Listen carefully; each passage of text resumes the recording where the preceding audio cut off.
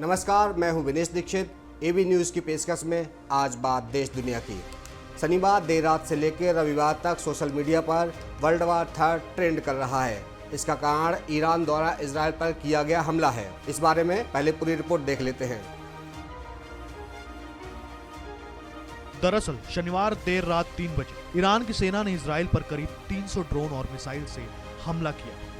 इनमें कई ड्रोन और मिसाइलों को अमेरिकी सेना और इजरायली डिफेंस सिस्टम आयरन डोम ने हवा में ही तबाह कर दिया। इजराइल पर हमले के वक्त अमेरिका ने ईरान के 70 ड्रोन्स और 3 बैलिस्टिक मिसाइलों को इंटरसेप्ट किया। बाकी को इजराइल के डिफेंस सिस्टम आयरन डोम ने तबाह कर दिया। उधर भूमध्य सागर में तैनात अमेरिकी नेवी के 2 वॉरशिप ने भूमध्य सागर के ऊपर बैलिस्टिक मिसाइलों को रोक दिया। इस बारे में इजरायली सेना IDF के प्रवक्ता डैनियल हगारी ने क्या कुछ कहा, सुनिए। हमने ईरान के 99% ड्रोन मिसाइलों को रोक दिया। ईरान ने नेगेव डेजर्ट में नेवातीम एयरफोर्स बेस को टारगेट किया। इसे कुछ नुकसान पहुंचा है। ईरान ने सोचा था कि वह इजरायली बेस को तबाह कर देगा, लेकिन ऐसा नहीं हुआ। ईरान फेल हुआ।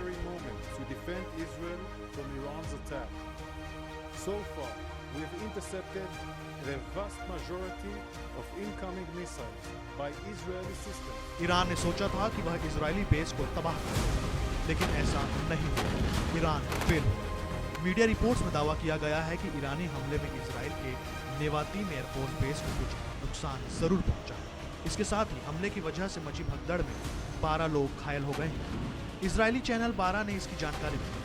चैनल ने दावा किया कि ईरान ने ड्रोन हमला किया है। इनमें से कुछ ड्रोन्स को सीरिया और जॉर्डन से दागा गया, जिन्हें हवा में ही मार गिराया गया है। अब आपको बताते हैं कि आखिरकार इजराइल पर ईरान ने हमला क्यों किया। दरअसल 1 अप्रैल को इजराइल ने सीरिया में ईरानी दूतावास के पास एयर स्ट्राइक की थी। इसमें ईरान के 2 टॉप आर्मी कमांडर समेत 13 लोग मारे गए थे। इस एयर स्ट्राइक से बौखलाए ईरान ने बदला लेने के लिए इजराइल पर अटैक करने की धमकी दी। ईरान ने दावा किया है कि हमले की वजह से इजराइल को करीब 836 करोड़ रुपए का नुकसान पहुंचा है। लेबनानी मीडिया ने बताया कि ईरान के हमले से इजराइल के डिफेंस सिस्टम को नुकसान पहुंचा है। ईरान ने अमेरिका को भी चेताया है कि वो ईरान के खिलाफ अगर इजराइल का साथ देगा तो उसके एयरबेस ठिकानों पर भी हमला करा जाएगा। फिलहाल मिडिल ईस्ट में 8 अमेरिकी ठिकाने हैं जहां से इजराइल को मदद दी जा सकती है।